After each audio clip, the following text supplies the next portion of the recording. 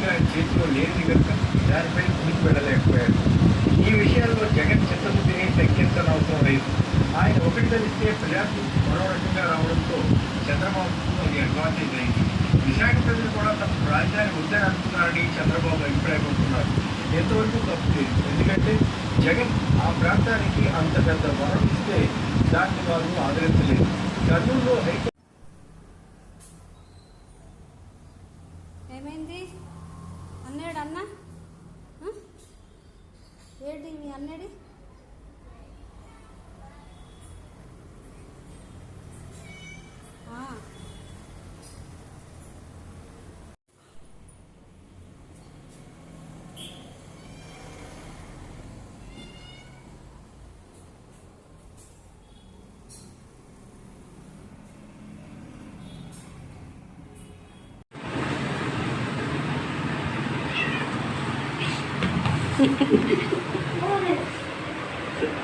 అయినా పరుగు తీయవా?